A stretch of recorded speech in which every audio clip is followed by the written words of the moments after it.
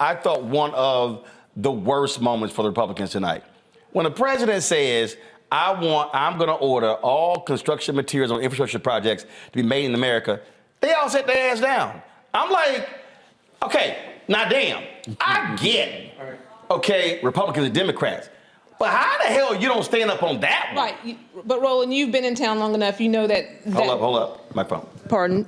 You've been in town long enough. You know that. You know the political dance that's played. So yes, Republicans typically stand and clap for anything USA made in America. This was being pitched by Biden, so there's a jaundiced skepticism to it. But we know how this. We know. I get the game. You know what but I mean? You can't say. You can't always yell "Made in America." Right. No, I agree. And not at least on that one. Right. Go. But for us you to know sit, what? for us to sit here in this room of lovely black people, and you're right, you will not find this many black people on any post SOTU conversation. But for us to pretend that it is.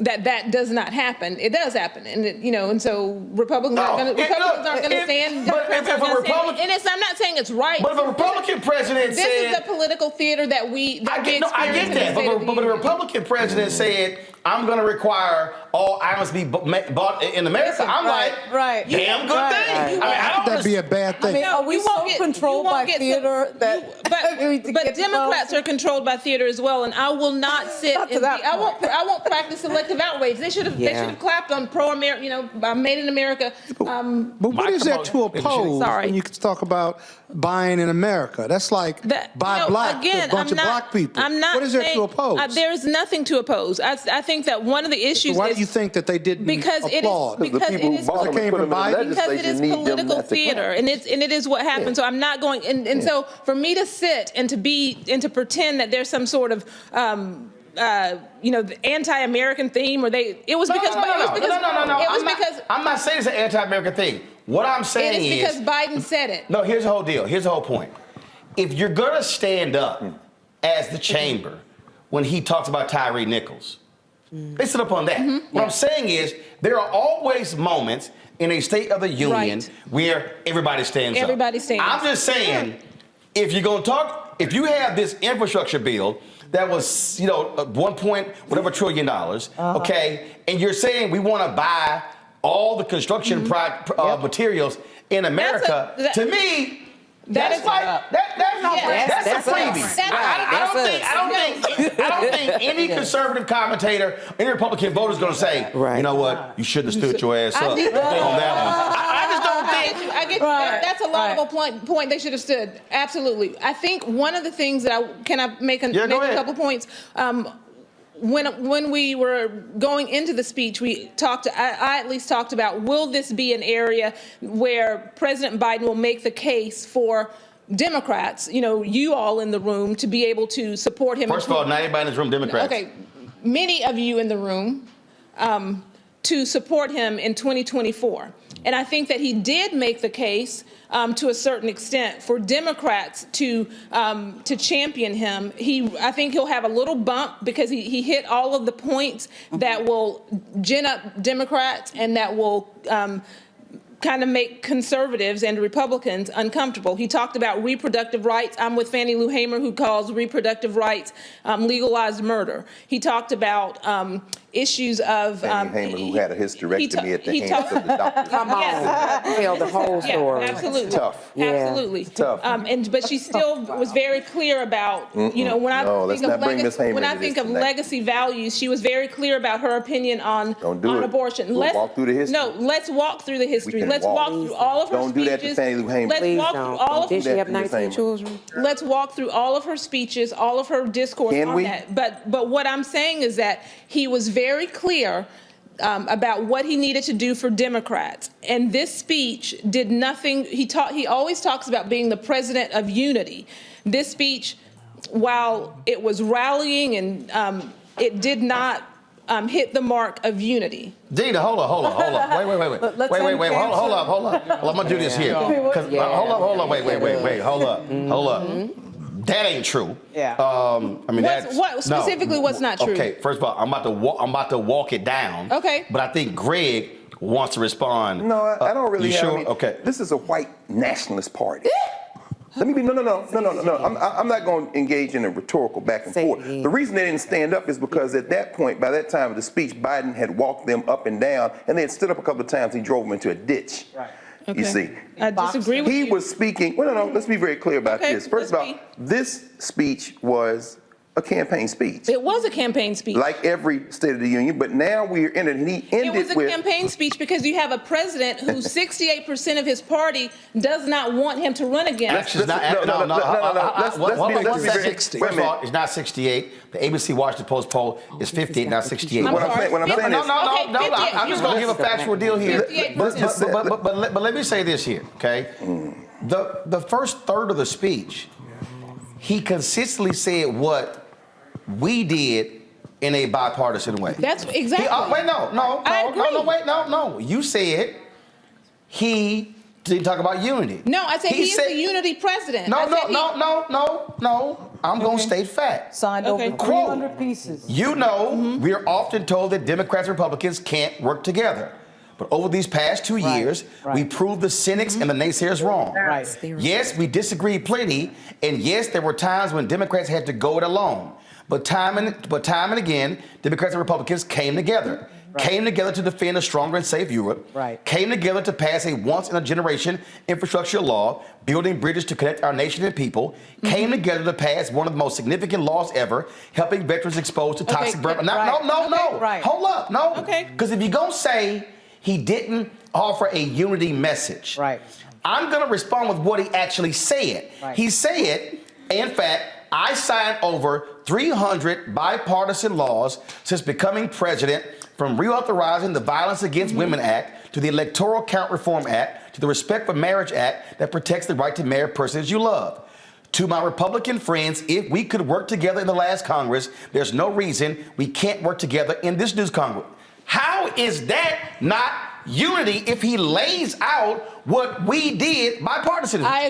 I agree. You clearly read the things that he talked about that were unifying. There were many messages in this speech that will strike conservatives and Republicans as lack of unity. Because when you are the president, let's talk about that. Actually, Melanie, hold on. When you're the president of the United States and you have your priorities, you will do that. But to say he did not speak about unity, he literally led with it. And so let me say this.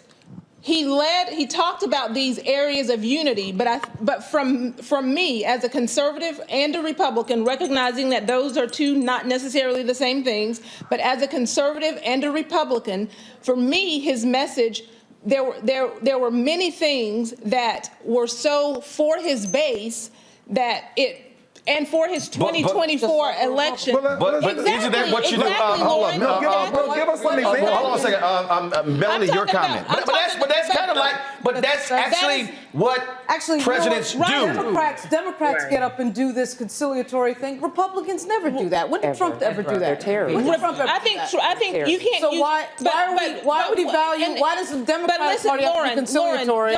And then the Trump people never do that. So what do we do? We will not use Trump as an example of conciliatory. Why not? Why not? He was a Republican president. And he's running again. Okay, all right. Go back to 8 years of George W. Bush.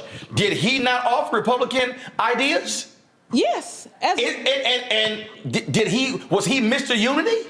I don't think he billed himself as Mr. Unity. He certainly was more. Oh my God! No. Here's the real deal. Republican. I see it on Fox News all the time. Right. Republicans try to go, oh, he called himself Mr. Unity. Right. Every president says, I'm the president for all Americans. That's a unity message. Hold on one second, Melanie Campbell. Hold on, Melanie Campbell. Thank you. And Roland, basically, you made the point. Some of the points I wanted to make. At the end of the day, this president ran on a platform.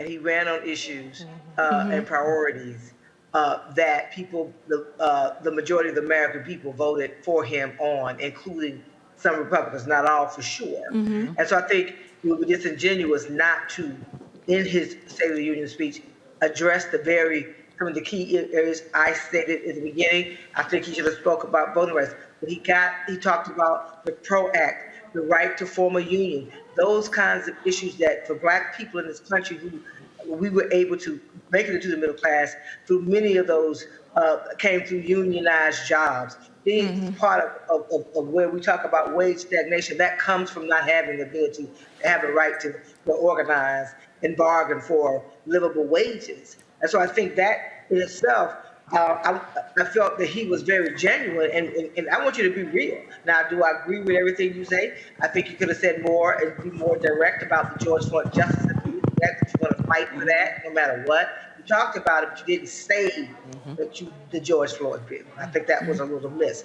But I think it's very important that everything that I got, as I sat here and watched along with all of you, is that my phone was people, all the kinds of things, and people were like, the speech was strong because he just showed us who Joe Biden is. That's exactly right. It was like, go Joe. That's show us you got some back. So you be able to stand up. That's what people want to see. Do you have some fight in you? And exactly. And it was his 2024. And it was his 2024 campaign speech. That's what he needed to do for 2024. Hold on. Melly, finish your point. Any of that, it is like we all we can be respectful and disagree.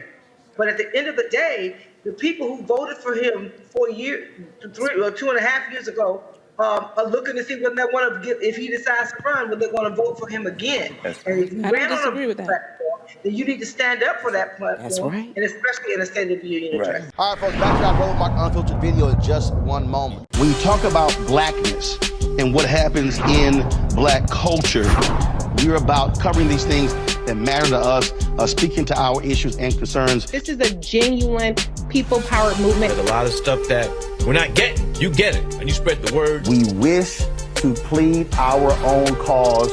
Too long have others spoken for us. We cannot tell our own story if we can't pay for it. This is about covering us. Invest in Black-owned media. Your dollars matter.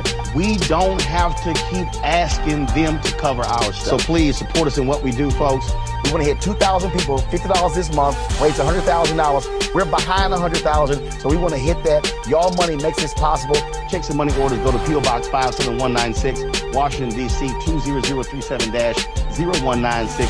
The Cash App is $RM Unfiltered. PayPal is R Martin Unfiltered. Venmo is RM Unfiltered. Zelle is Roland at RolandSMartin.com.